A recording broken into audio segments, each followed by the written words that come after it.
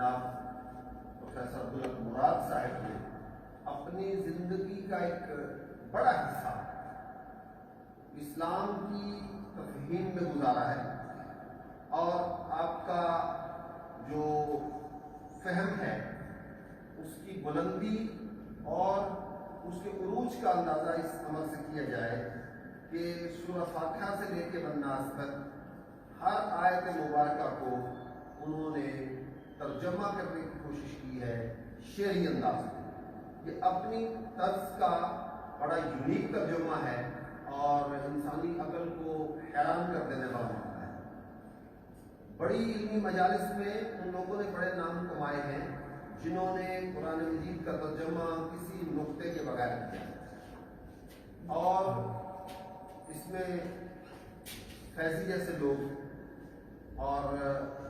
بڑے مغل دور کے علماء کے نام آئے، لیکن یہ عہد اسلامی تاریخ میں اس حوالے سے یاد رکھا جائے گا کہ یہاں ایک علمی شخصیت نے قرآن مجید کو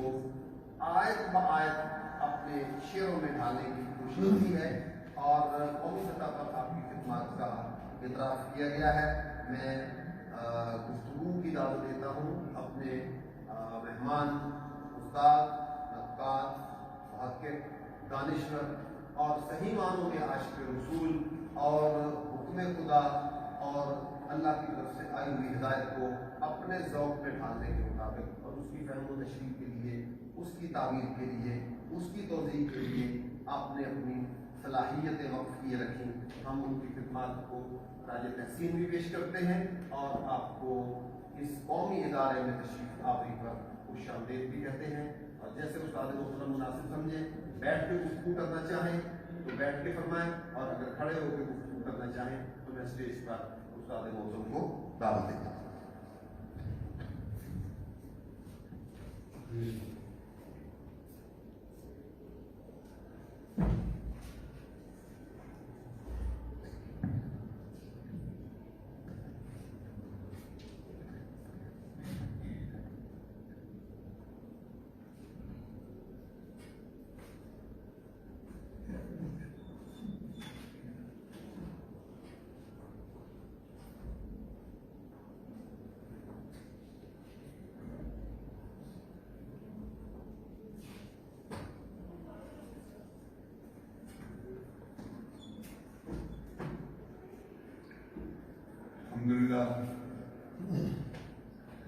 الحمدللہ وکفا وسلام علی عبادہ الذین اصطفیٰ،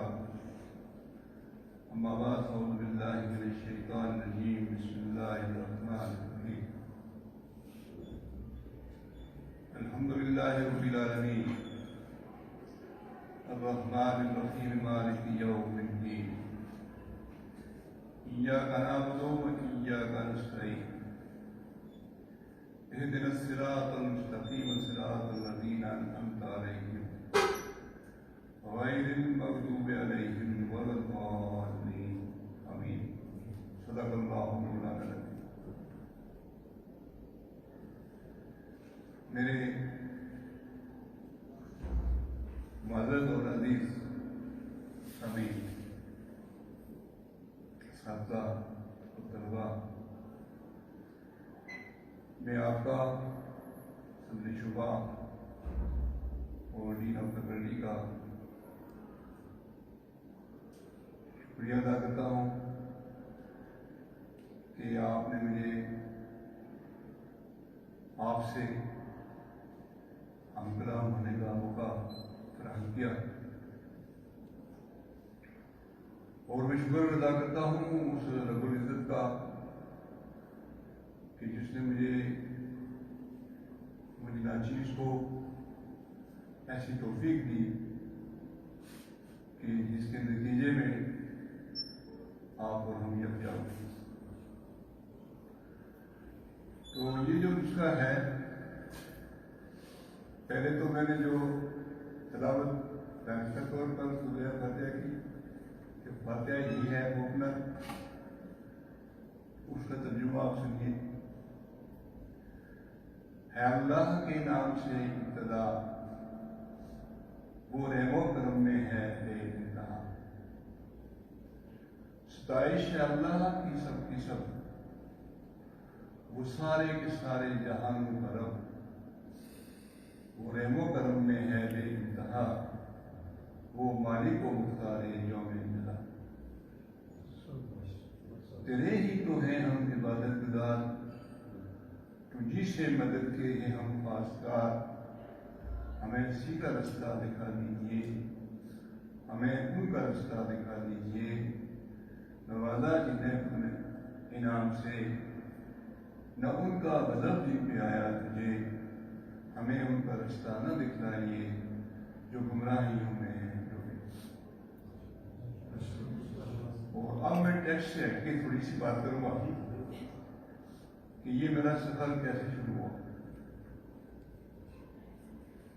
میں ایک ویگن میں سفر کر رہا تھا جو آج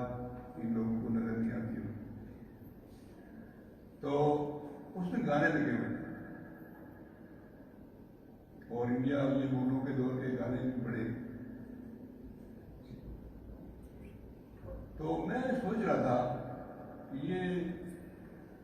تاغوتی پیغام کے لیے، شدت کو پھیلانے کے لیے جتنی شدت سے کام ہو رہا ہے اور جس طریقے سے لوگوں کو انعامات سے نوازا جا رہا ہے، محنت میں مدد کی جا رہی ہے اور سراہا جا رہا ہے، تو اس طرح ہم دین کو وقت دیں اور اس طرح سے ہم دین کا کام نہیں کریں۔ شاید یہ میرا خیال تھا۔ پھر وہ بات کبھی تھی، یہ تقریباً 82 کی بات،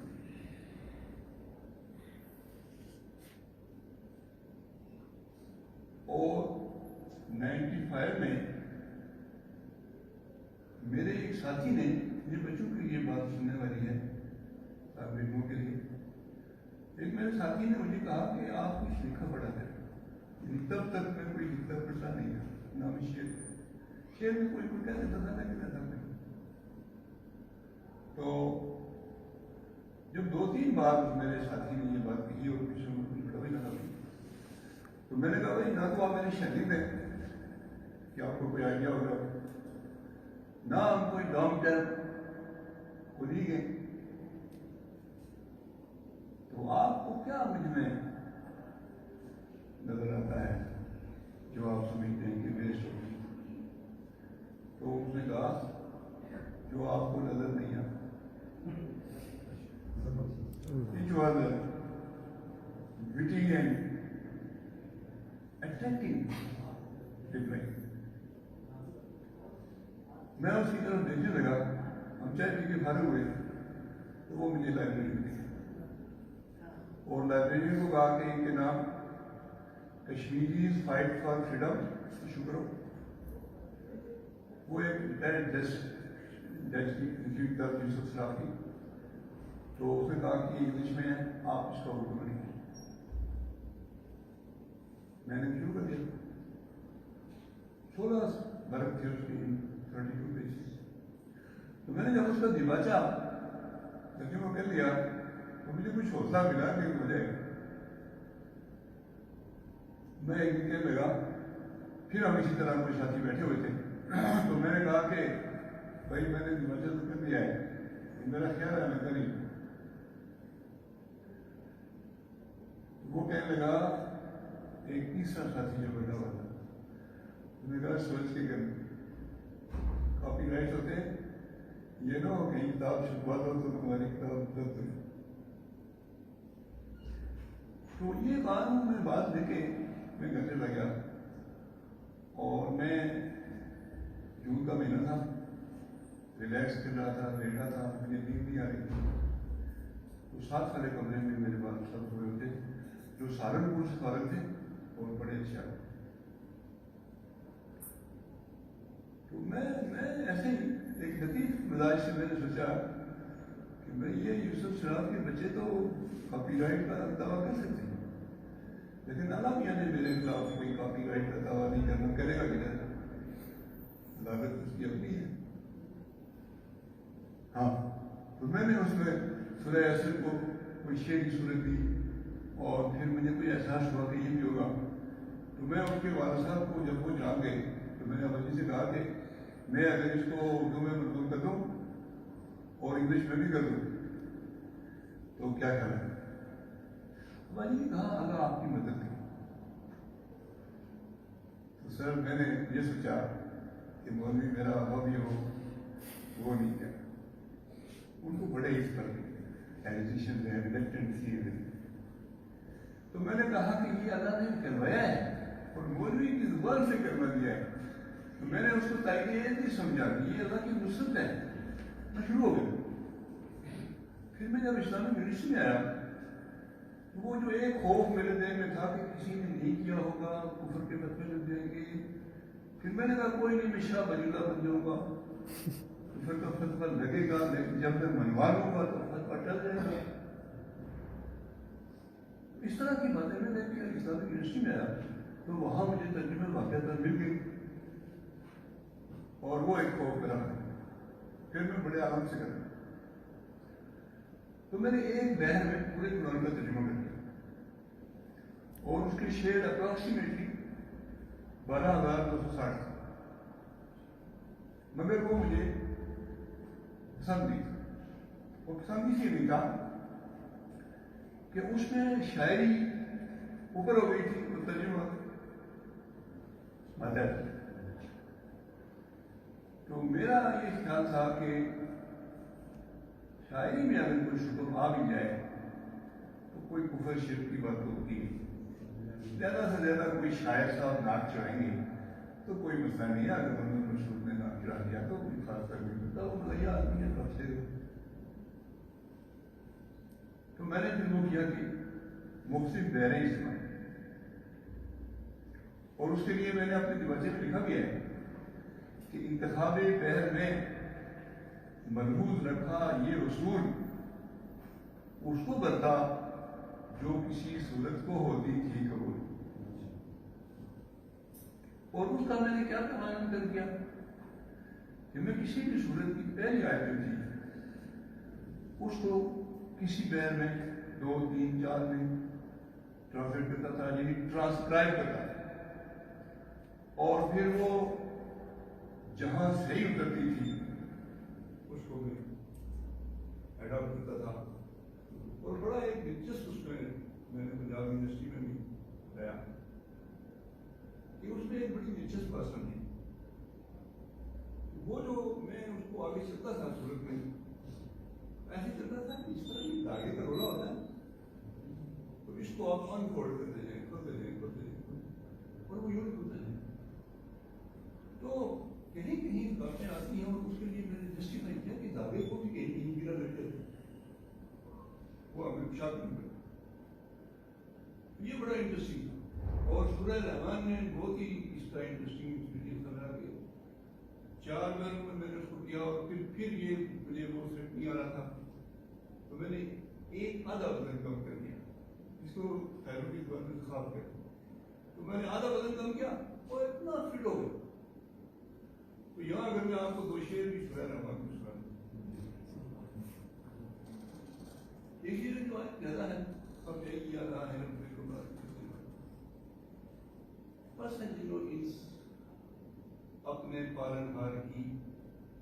نیند لے جٹلاؤ گے تم کون کون سے، اور یہاں یہ بھی تھا کہ پہلے میں نے اس کا ایک مصرع بنایا لیکن وہ کسی جگہ پر جا کے تو طاق ہو جاتا، اس کے لیے پھر مجھے گھر کے بریکٹ میں مصرع لگانا پڑتا تھا، میں نے اس کو چھوڑا، بریکٹ بہت کم میں نے سنا، تو پھر میں نے سوچا کہ اس کو پورا شعر نہ دیں تاکہ یہ طاق ہونے کا سوال ہے۔